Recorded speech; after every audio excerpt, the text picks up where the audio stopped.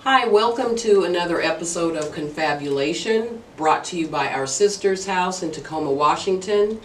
And today we have a very intriguing topic, but we have some guests with us today. So why don't we go around and everyone introduce themselves, starting with me. My name is Jill Jackson. I am the family violence advocate and legal advocate at our sister's house. My name is Joy. I'm the project coordinator at our sister's house. I'm Sanders. I'm the office assistant. My name is Threat Brown. I'm a facilitator for youth advocacy and communications between parents and their child. I'm Michelle. I'm the social work intern here. So today we actually, when we do our episodes, we like to introduce new products. Joy, you have a new product that you'd like to introduce. What is that? This is from the same people that sponsored us last week. This is Manier Essentials, and this is their whipped body butter. I tried it out, and I used the whole entire jar within a month. Me too. It's really, really smooth, and if you like, it's literally like just like whipped cream. It just comes off really easily. Woo. Comes off super easily. And it also rubs into your skin so easily. If you look at that, it's like... And it smells good. And it smells so good. But it's like you don't have to do a lot to rub it in, whereas lots of other lotions you do work to rub it in. But I love it. We'll link their products and their description down below. Okay. Hey, thank you, Joy. Today our topic is the adultification of black girls versus white girls. So I'm going to ask Joy, since you gave us a lovely a nice little pitch on the cream, what you think about the topic. I think that this topic is very relevant, especially in today's modern day and age. It's a lot of our girls are growing up a lot more faster than they used to. Like in my days, we didn't wear makeup, and I wasn't even introduced to makeup, and I wasn't allowed to wear makeup until I was 16, and even then I was pushing boundaries because my mom wanted me to be out of the house before I even started wearing makeup. And now it's like these 14, 13, even now 9, 10 are starting to wear makeup, but and they're also starting to wear the same clothes as adults are, but at the same time all of these people who are white are allowed to do it, but black girls aren't allowed to do it. So there's a huge difference and a lot of bias that goes into that. Yeah.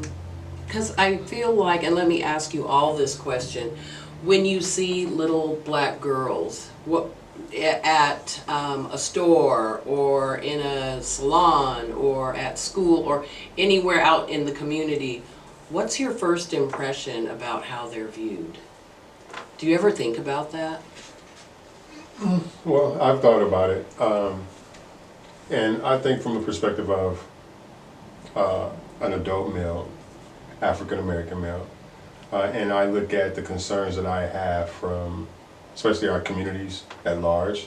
Our communities are very predatory a lot, you know, and so I started thinking of the ways of how any young woman, for sure, but you know, when I look at the disadvantages that young black girls have in comparison to a lot of other people, then I have just a strong concern of their safety. I think safety most more than anything. Yeah, yeah. You know, Yeah, so that'd that's be my a good primary focus. Yeah, I think safety, like, I mean, be yourself, but then when you're dealing with a young person that they don't really understand what being themselves is, so they get along with the trends. And I believe that following trends is just as dangerous as a person just wanting to be themselves. So I think safety, that's all I think about. Yeah, because if we look at trends, like you said, we know that, you know, black girls in grade school and middle school and even in high school are getting suspended more often and for less serious offenses than little white girls. And so it kind of takes away their childhood, I think. I think their childhood is in jeopardy. Because they always have to deal with these issues at such a young age. They're not being left alone just to enjoy their childhood. Well, so like looking at it from a white privilege perspective, if I were to wear the same exact clothing you have to look at how our bodies are different. Yeah. And so even if our hemlines are the exact same, there's going to be slightly different look to what it is. And so if we get if one child were to get in trouble for it, it could look more, I'm going to say like sexy, even if it's a 12-year-old. Yeah, very much. And there's no difference. It's just how the body matures, and it's not fair. No. It's not fair because No. it's just what it is. Mhm. And I think it's how our culture and society has adjusted, and it's just how it's been adapted, and a lot of it's just it hasn't come to terms with where we are yet. I mean, hopefully it'll change. Right. But like a lot of it's the education of the teachers and how the parents are going about it. Like all of our parents, like my parents and like other parents. But it also has to do with, I think, how like black children are also at a higher risk of sexualization at a younger age. Because of the way they were socialized. Right. Well, because In of general. the way we perceive them in society, Right. how they've been socialized through society, through the stereotypes about black females that have real life consequences, not just to older black females, adult black females, but black little girls as well. So, and we all know these stereotypes, but just for the sake of our audience, I want to make sure that these are understood. So the first one is Sapphire. She is loud, aggressive, angry, emasculating, unfeminine. The second one is Jezebel. She's hypersexualized. She exploits men's weaknesses. And then there's Mammy. She is asexual. She's self-sacrificing, nurturing, and loving. And stereotypes have been with black females, and then it plays out in black childhood, because the way that society looks at black females, they look at the child the same way, you know. But can we also blame it on black parents and how we're raised? Because it's Yeah. not even just sexualization, it's the fact that black girls have to mature faster. Like, for example, when I was younger, my mom would tell me, oh, you need to clean up your brother's rooms. And I'm like, what? Oh, yeah. I'm like, that makes no sense. I don't sleep in the room. I didn't mess the room up, but I was the one who had to organize the room. And let's say in the summers when I was growing up, I'm not even the oldest, I'm the second oldest. I have an older brother, but I had to be the one who had to cook and clean, make sure everyone came home, ate, and I had all of these responsibilities. So my brothers got to have a childhood, and yes, I had a childhood, but at the same time, I was robbed of mine because I was given responsibilities that weren't for my age group. So those gender stereotypes are really reinforced. Yeah. So But it's interesting with you because you are not African American. You're from a different culture that's and a true different too. country. That's true too. And so it's even a bigger impact because you move here and you have to see how black girls and feel how black girls are treated here on top of the cultural aspect. Yeah. Yeah, but I don't think it's just even breaking away from the culture, I think it's still black girls in general. Yeah. Even just breaking away from the fact that I am African, yes, girls are treated a whole lot differently, and we mature a whole lot faster, but at the same time, it's because we're forced to do that. Boys are allowed to have their immaturity, whereas we're not. If I did something irresponsible, for example, in the summers, I had to be at home at 8 o'clock. My brothers could come in whenever. And that made no sense to me. I'm like, well, they're out there. They're in the streets. Like, they're getting, like, all of our friends were in the same neighborhood. We all lived in a cul-de-sac. I don't understand why I have to come in at 8 o'clock. And they don't. And they don't. Yeah. That made no sense to me. But does a lot of that have to do with the fact that you're a girl and it was safety? Or does a lot of it have to do with, like, you know what I mean? Like, I think it was, now that I look back at it, it was safety. I'll give that to my mom, but at the same time, we lived in an all-white neighborhood. There was only one other black family. We didn't have safety issues in our neighborhood at all. It would be different if I was living in an unsafe neighborhood. I understand why I need to come in, but there was no type of, I remember one time we had a break-in and like 6 police cars showed up, a fire truck, and an ambulance That Mom, was- in our neighborhood. your mom could have been worried you were the target. Like, Yeah. there's no reason for her to Your be. mom could have been worried you were the target. You were the black little girl on the street. But there was it was like 3 black girls and me. So it wasn't just, I'd understand if it was just me, but it was like 3 other black girls, other black parents were watching out for us. And my mom works late at night, so I guess she wasn't home to be able to, in case anything happened. But it still made no sense to me, personally. And it still doesn't make any sense to me, personally. Could I chime in on that? Mhm. One of the things that I noticed, like I was raised in a house with 3 sisters and my mom. So I was getting ready to hit her with that one. you know, so you're in the same boat. Yeah. And you know, and then so I recognized that growing up, at some point, like when I turned like 14, 15 years old, I started realizing I got more freedom than my sisters did. And I have one older sister and 2 of my other sisters. The other 2 are younger than me by 2 and 3 years, right? And so I started getting more freedom, and then my sisters then started to feel some kind of way, but it was based off of our environment because we had an extremely aggressive environment that we were raised in. And I started to notice how my mom based it off of a concern basis, but she also gave me the leverage to get out of the house because she wanted me to experience relationship with other males because I didn't have them in the household. And then very early on, you know what I'm saying, I started to notice, you know, like more feminine qualities about myself as a young boy being raised by a bunch of women, you know. And then when I started recognizing that at the age of 13, I felt uncomfortable by it. And I guess my mom noticed it too, which is why she allowed me to stay out more. So, I mean, she gave me the pep talks and be in at a certain time. But, you know, as time went on, I just had more freedom to do so. My sister's name was more protective because of the scandalous men out here. Because black women have never, well, black people in general have never been looked at as human beings.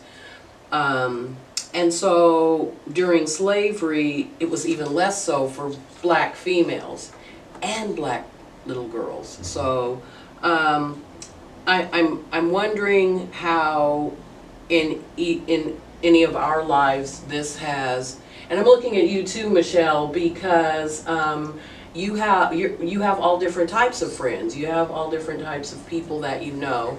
But how we think that this plays out in these real life consequences for little black girls in our families and in our schools and in our churches and in different organizations, just different walks of life. How do we see that playing out? Because I know we see it. Yeah. We do. Well, for the schools, you can say, like, you know how black girls, they get in trouble for their hairstyles? You know, Yeah. like if they have a braid or something, but if a white girl can color her hair and she doesn't get in trouble for it. Yeah, The thing or is- wear braids and not get in And trouble the thing for is, a lot of the black girls look up to black celebrities and how they, and so do white girls. We don't really see a lot of white girls look up to white celebrities anymore, like white female celebrities. They look up to like Beyonce, Rihanna, like all the Ariana Grande, what she like, is Mexican, and then like Zendaya. They all have the different hairstyles, whatever. Then they see Kim Kardashian doing it, and Kim Kardashian is a good example for anybody because she does all the black hairstyles just because she thinks she has a black husband. That's Kim Kardashian is not an example for absolutely anybody. exactly. She Yeah. But she is the main leading example because of the simple fact that someone said that Kim Kardashian has a lookbook of all of Rihanna's looks. And that's what she bases all of her outfits and on all her stylization on, is Rihanna. Who is the main, let's say right now she is holding the fashion house down. And that's something Kim aspires to do, but she can't do because all of her black fashion and all of her ideas and everything that Kim is a black woman in a white woman's body. Yeah, and I find that insulting. As a white woman, Yeah. I find that insulting. Yeah. Like, I shouldn't be trying to be a black woman. And a lot of with a person with privilege, as a white person, as anyone else, I shouldn't be trying to be somebody else. And it's Like appropriating. Appropriating. It is so Yeah. insulting Yeah. to anybody else. You need to be comfortable in your own skin. That's the first thing. Yeah. And so I know that in any culture, people are trying to be comfortable in their own skin. Yeah. Yeah. And that's a big thing. And it's something that's appreciated as any religion, as any ethnicity, as any race. It's something that people have to learn to be comfortable with. And I don't think that a lot of black girls get the chance to be comfortable in their own skin because we aren't given that chance. Mhm. We're always, that's not how you should be dressed. And it's not even just from teachers, it's from parents as well and from our own community. I remember one time I went to a conference in Texas and I was wearing shorts. And my mom was fine with it, but there's some older woman that was there and she's like, your daughter can't wear that. Tell her to go back to the room and change. And I was like, I'm not changing. And my mom's like, you have to change. Like, you Shame can't on just- that woman. Yeah, and I was like, it's hot here, and you guys want me to put on some jeans just because you're uncomfortable? Mhm. That made no sense to me. But all the other kids were running around in little shorts, but I wasn't allowed to wear shorts. So how? Right, so you're being sexualized without your will. It was all innocent, Right. Mhm. and the black woman is helping Enforce enforce the forcing the stereotype. Yeah. Yeah. which is absolutely crazy in my mind. Yeah, but Joy brings up a good point, because I think we look at some of these issues and say, you know, oh, this causes it or that causes it, but do we introspectively look at into our own culture and say, nah, we perpetrate a lot of this stuff. Yeah. A lot. Right. And so that's an excellent point, Joy. Like your own family members may perpetrate this, and we just sometimes it just goes past us because we're so used to seeing it and hearing it. Yeah, It's yeah. just all it's all passed down. This is something that they heard from their moms and their grandmothers, and now Yeah. they're passing it on down to us. Mhm. And it's to the point that the new generation is actually breaking up all of these. Like, I could wear whatever I want to wear. You're the one sexualized. That's not what I meant when I was wearing this outfit. Right. You're labeling my outfit. Right. So do you guys think, because I can't answer this, as Africans and African Americans, do you guys think millennials and Gen Z are going to be doing a better job with looking at it? No. No. Not even No, really, right? because I don't think that personally, I don't think, unless you are really, really aware of how your culture and your ethnicity navigate this world and how to navigate it, I think you're too busy playing into the status quo. I don't think that you really look at your own group of people, your own community, and say, you know, I can see this social issue and this is how it translates to my own smaller community or my family or my circle of friends. I think that millennials tend to just let it go and deal with a whole bunch of other stuff. Mhm. You know, that they might be dealing with. Mhm. Because I second that concept too, because I look at a lot of from the lack of programs and the lack of actual guidance in the community. I mean, I come from a community where the community raised the people, you know, the community raised the kids, you know, Yeah. everybody was safeguarded around other people's kids. And now we're in a world where kids are just doing what they want to do. We're in an era now where kids are having legal rights at the age of 12 to make strong decisions about their Yeah. personal lives and to keep their parents out of certain things. And so that component is entitling and empowering young people.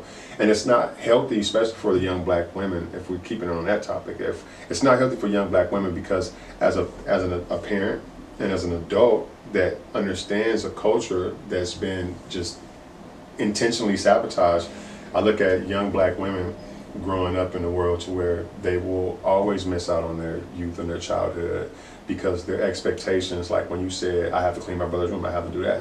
I witnessed the same things with my sisters. My mom wasn't home. My sister was only 2 years older than me, but she's maintaining the house. My sisters are cleaning up, and they're taking all these mature responsibilities and changing diapers, so that makes them want to be an adult once they get an opportunity to. Yeah. And I find that some young women of color, black women, they hurry into a family because that's what they're conditioned to. And that's what they To learn. Right. So yeah, they learned that They habit. learn that habit and And when they're they don't have comfortable it, with it. right? If Yeah. they don't have it, then they feel like there's They not don't- enough responsibility for them. And they don't know what else to Right. do. Yeah. And when Or they they have their own, don't, if they have nothing else, Right. what is their purpose in life? Yeah. Yeah.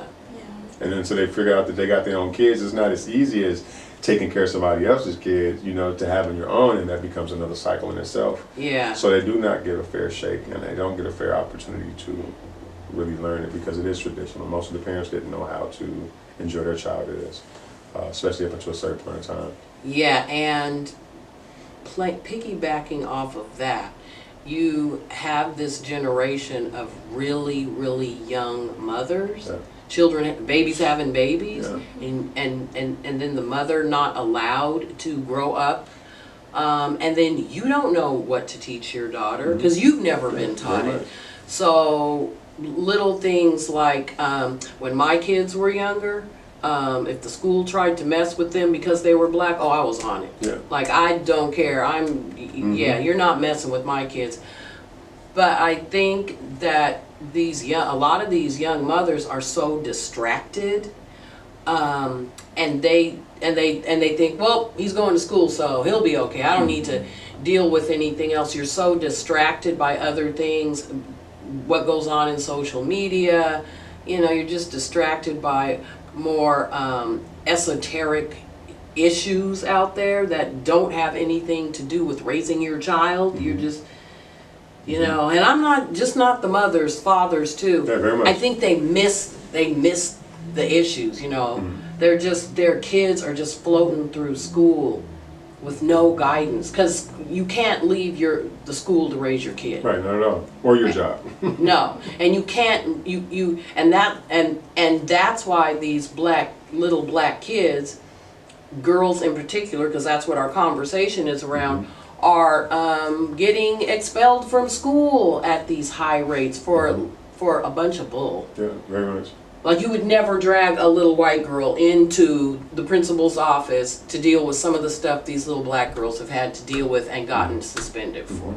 Like, that just wouldn't happen. But it's happening because parents are letting it happen. And they're letting it happen because you're just basically not involved in your kid's life for whatever reason. The bottom line is, you're not involved in your child's life. You may be working 2 jobs to keep food on the table and a roof over your head, and that's commendable. Right. But you're still not involved in your child's life. I respectively have to disagree. I'm not looking at a more global perspective, because I'm on social media a lot, and I see a lot of it's not just me. Yes, there is.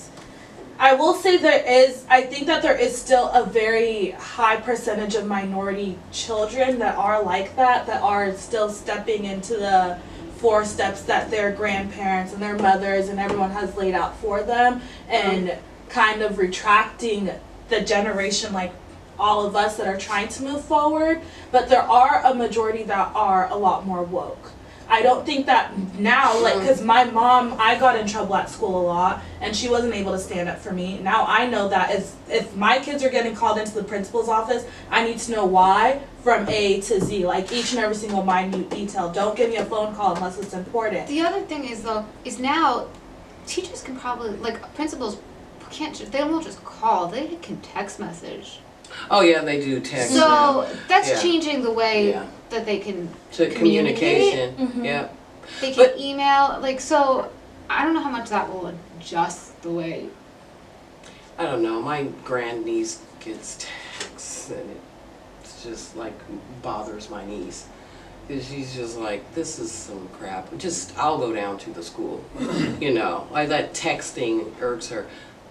But I think Joy is right here when she said, if you look more on a global scale, millennials are, on a global scale.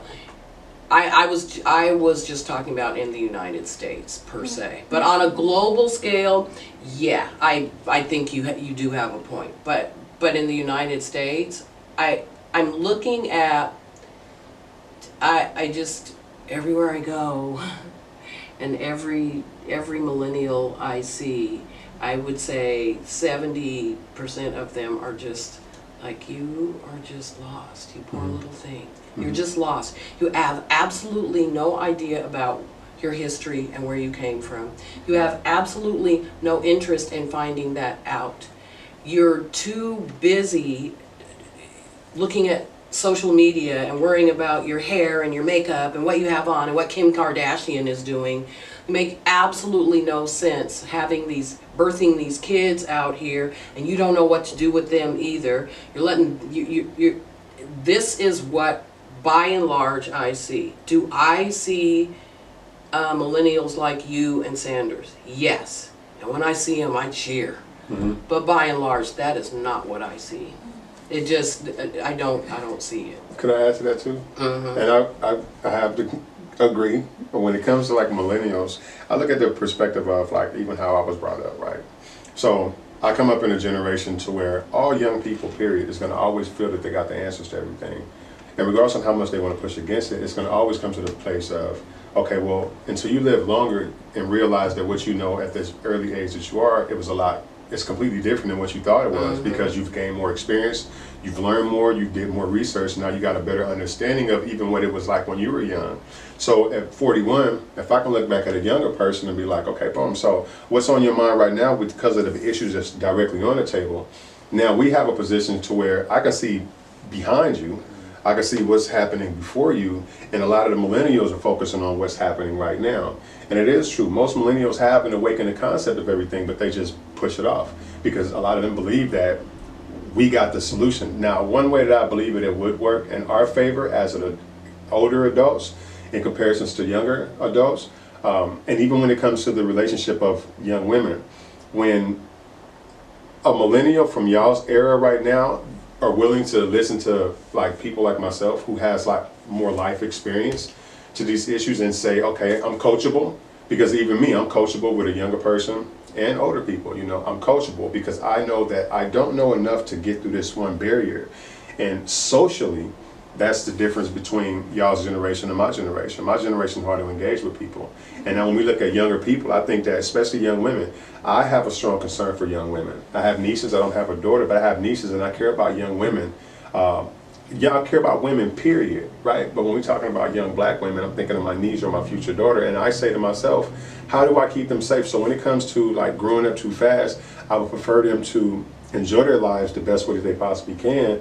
But I'm starting to notice now promiscuity is a new culture that this generation is starting to push more with that agenda. Sexual exploration, you know. But it's not just exploration, it's exploitation. Exploitation, yeah. So, and they do it at a higher rate because we have the right to be and do whatever we want. I come from a place of structure, discipline. You don't talk like that. I got more young people online cussing, saying foul language in front of peers, parents, and don't give a crap about who's listening.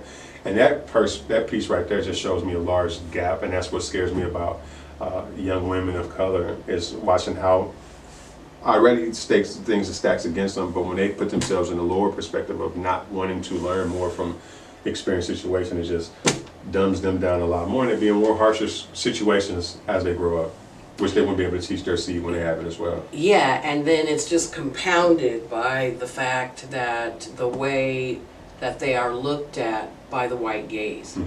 So, and the way they're perceived in these stereotypes, and the way they're sexualized even more because of how they were viewed anyway. Before, From the beginning. I mean, in the beginning. Yeah. Since You're sex objects. That's all you are. Well, that's what black females were brought here to do. Yeah. To produce and reproduce. Yeah. That's it. Just produce and reproduce. And that's what we keep doing. Yeah. You know, this is, and in order for that to be perpetuated, somehow black females still need to be looked at as being sexualized. Wait, I just want one thing.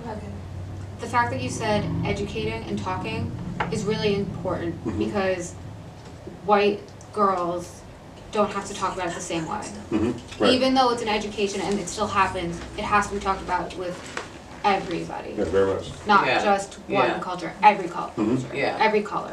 Yeah. Because they feed off each other. Yeah. Well, what was I gonna say? What would you guys give to millennials now? Like, what would you say where, in an age that you guys haven't even experienced before, and with things that we're still learning from. Social media wasn't brought into your guys' generation, Yeah. but it has been brought into ours. And this is something we're still learning from, we're still curving, and we're still applying and defining rules to. So how would you guys guide us through this period of our time? Because like you said, you don't have a way to look back at it. This is something we're still learning from. So how would you guide us through this when you guys haven't even experienced that? Well, to begin with? I'm gonna just chime in and I'm gonna cut it short. Oh, Mine's okay. real sweet. I was thinking about what she just said. That's a good question. My thing would be this. As adults, older adults, I have a broader perspective of what y'all are experiencing as millennials. You guys was literally born into a habit. We've watched the habit be built around y'all's experience of life, right? So my outlook on social media is that I know how toxic it is, you know. So I know how to refrain from it. And how do you help somebody refrain from something that they was literally born into? So my perspective and observation of what's going on, like I hear so much about how the people that created these machines talked about the purpose and the reason on why they was creating it. And so when I hear, as a maturity kicks in, when I hear somebody say that we built something, we didn't think it was gonna go this way, I don't let my own children get obsessed with these materials and these mechanics. So, boom, so that at least gives me enough knowledge to say, well, I know what I'm gonna refrain from, and I know what I'm gonna keep a majority of those that are younger than me away from. And a lot of millennials is like, man, pump that, you know what I'm saying? Because you guys are living in a lifestyle that was, it started with you, you know, it came in the same place as y'all was growing, so y'all grew with it, and we just watch y'all grow with it. So now our ability is to approach y'all and say, this is not, you shouldn't wanna, and you should look at it from a different view, make a lot of millennials, right, most millennials would be like, you guys, it goes back to the same thing. Are you just saying it because you're older? Or are you just saying it because you whatever? And it's like, that's the same thing I said. You know what I'm saying? When I was your age growing up, telling my people, oh, y'all think you know everything because you're older than me. Yes, I do know a lot more. I know a lot more because I'm older, because I've experienced certain circumstances. And the only thing that I would say is that socialize with the elders. A lot of people before us were well off because they listened to the people that was older than them, you know? And that's one of the disconnects that we have today because of social media. So you don't think that you would be putting your kids at a disadvantage for not allowing them to be on social media? No, I do not. I believe that it's a way, now that I observe more, it's a way to go about doing it. My first instinct, why are you on social media? You know, oh, they're my friends. Okay, well, if you're on social media hanging with your friends, I want to see your friends. I want to see you doing that part at some point in time in your life as well. Because most of the things now is in gaming, just social media, Snapchats, and that's where the logical relationship is. And I know that that's not healthy. My healthy relationship came from, I'm out here hanging with them. We outside kicking it. We don't have no reason to be in the house. We didn't have the devices. Granted, we all got the devices now. I'm just knowing that I'm working with something, a material that you guys are just, it's part of your culture, right? This is just something I've seen built into y'all's culture. And I have the opportunity to utilize it for whatever advantages that I need, but I know I can put it down because of what a disadvantage it has for me. Most millennials see it only as an advantage. They don't see the disadvantage in utilizing these platforms. And most young women, and when I look at African American women, their presence here, black women, when they came here in the beginning, their culture wasn't about sexual exploitation. It wasn't about being provocative to those natures. Those was all inserted habits. Those are things that they was taught and trained to be. They was trained and to be that sexual item. Yeah. You know, and so to that level. Yeah. So that's the scary part. I'm gonna agree with that because I grew up in the 60s and 70s, and we understood our history. We knew what time it was, you know, and that understanding kept that visual of us being sexual human beings in check, because we didn't allow ourselves to be viewed that way. Right. We pushed back against it.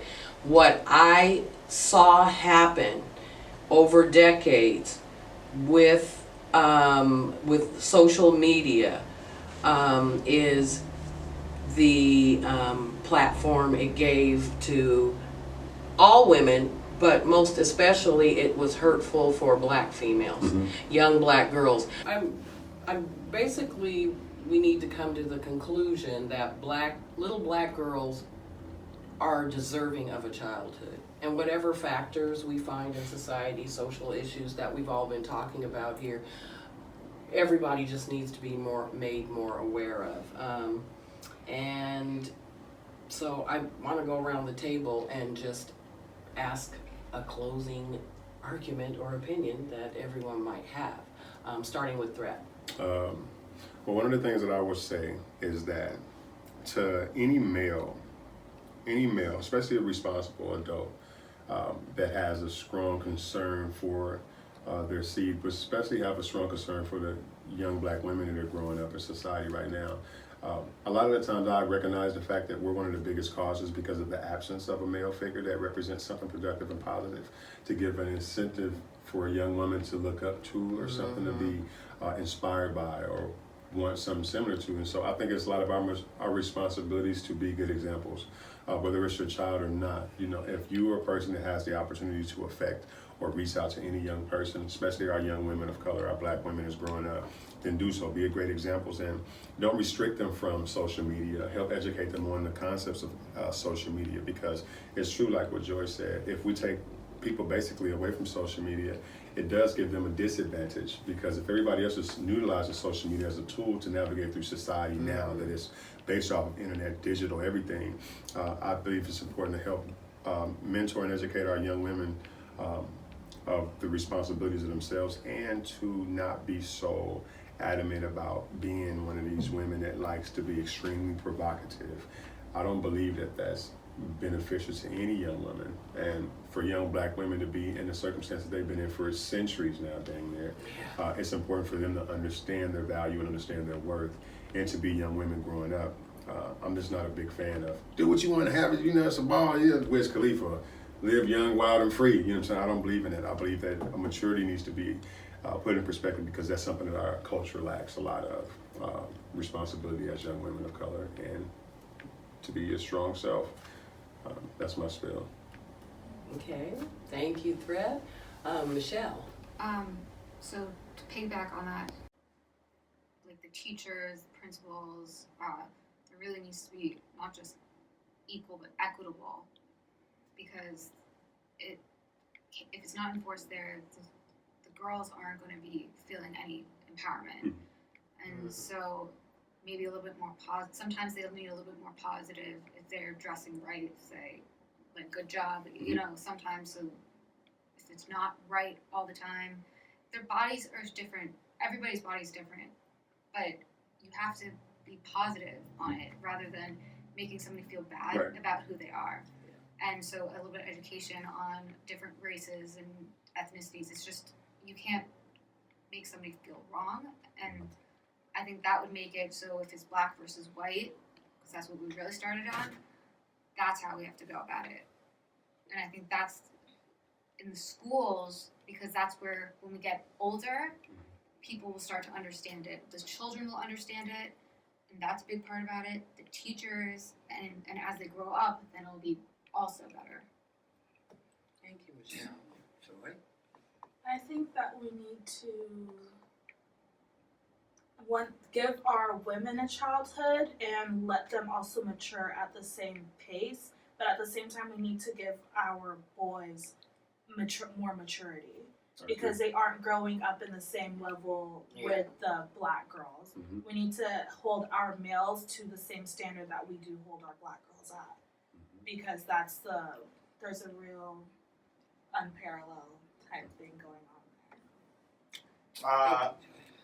I don't really, the topic I'm not really like, I agree with it, but I'm kind of like in the middle, because I don't think it should just be placed on black girls or gentrification. I think it should be black males also, because black kids in general have to grow up early at a young age, especially now, because we have a lot we have to keep our toes on. Is it with the police? Is it with a racist white person, or is it racist anybody? We have to grow up and realize what are our stakes, or what are we doing in life, what will happen, because we can get shot, killed, whatever. So I don't really think it should just be focused on black girls. I think so we just focus on black kids versus white kids, all gentrification in general, because we all have to, like, at a young age, have to grow up and see what we have to grow up and mature more and everything. That's why I got to leave